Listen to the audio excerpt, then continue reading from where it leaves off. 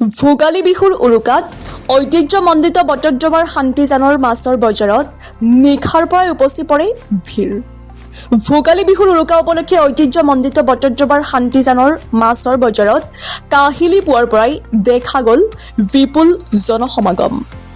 বছৰৰ পিছত বছৰ ধৰি উৰুকাৰ দিনা এই বজাৰত সৃষ্টি হোৱা এই ব্যস্ততা এইবাৰো ব্যতিক্ৰম নহয়।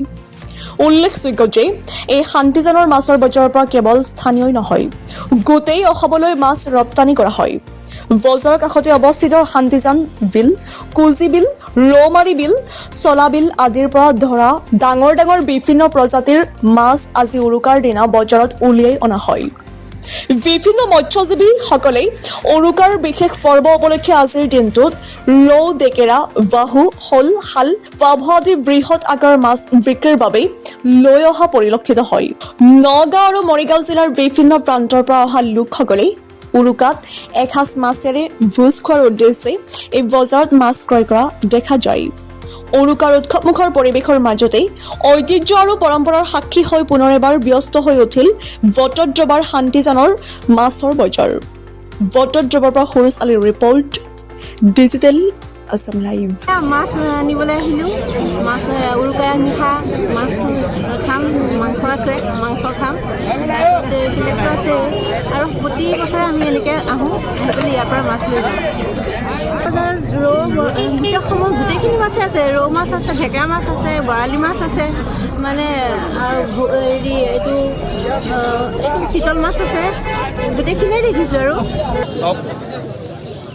মহাপুৰুষ শ্ৰীমন্ত শংকৰদেৱে তেতিয়াই কৈ গৈছে শস্য মৎস্য অনুপাম। বটদ্ৰৱাত শস্য মৎস্য অনুপাম বুলি তাত মহাপুৰুষ শ্ৰীমন্ত শংকৰদেৱৰ এষাৰ বাক্য আছে। বটদ্ৰৱা হ'ল ভোগৰ জেগা আৰু তাতে ভোগালী বিহু, আৰু এই গোটেই অঞ্চলটো কৃষিজীৱী অঞ্চল।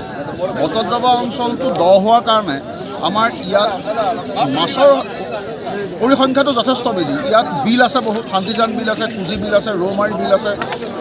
গোটেই বিলবিলাকৰ মাছবিলাক ইয়ালৈ আহে আৰু ইয়াত যিহেতু ফিচাৰীৰ কাৰণে উপযোগী মাটি, সেইকাৰণে বটদ্ৰৱা অঞ্চলটো বৃহৎ পৰিমাণে মাছ উৎপন্ন হয়। আৰু এই বজাৰখন আজি 7-8 বছৰমান হৈছে। ইয়াত মূলতঃ ইয়াৰ যিসকল কৃষিজীৱী মানুহ বা মাছ পালক মানুহ, তেখেতসকলে ভোগালী উৎসৱৰ কাৰণে ৰৌ মাছ, চিতল মাছ, খৰিয়া মাছ, ব্ৰিগেড, চিলভাৰ প্ৰত্যেকটো মাছ ইয়াত তৈয়াৰ কৰে। গতিকে শান্তিজানৰ বজাৰলৈ এই শান্তিজানৰ ঐতিহ্য আছে, সতীৰাধিকা শান্তিৰ নামত এই শান্তিজান বজাৰ। গতিকে এই গোটেই অঞ্চলৰ মানুহখিনি ইয়ালৈ যোৱাকালি ইয়াৰ পৰা অন্ততঃ একেবাৰে কম হ'লেও 100 কুইণ্টেল মাছ বাহিৰলৈ গৈছে। আৰু যিখিনি লোকেল মানুহৰ কাৰণে আছে সেই মাছখিনি অন্ততঃ নগাঁও ডিষ্ট্ৰিক্টৰ পশ্চিম অঞ্চলৰ মানুহ, মূলতঃ সেই মানুহখিনিৰ কাৰণে ইয়াত এটা যথেষ্ট পৰিমাণৰ মাছ আছে। আৰু ইয়াত মাছৰ ৰেটটো অন্য বজাৰতকৈ যথেষ্টখিনি কম হোৱাৰ কাৰণে বাহিৰৰ পৰা মানুহখিনি ইয়ালৈ গৈছে। আজি বজাৰত কি মাছ দেখা গৈছে? আপুনি ৰৌ, চিতল, মুঠতে যিমান প্ৰজাতিৰ মাছ আছে সকলো মাছেই আছে। ৰৌ, ভকুৱা, তাৰপিছত চন্দা কোপ, আমাৰ লোকেল মাছৰ পৰা শ'ল,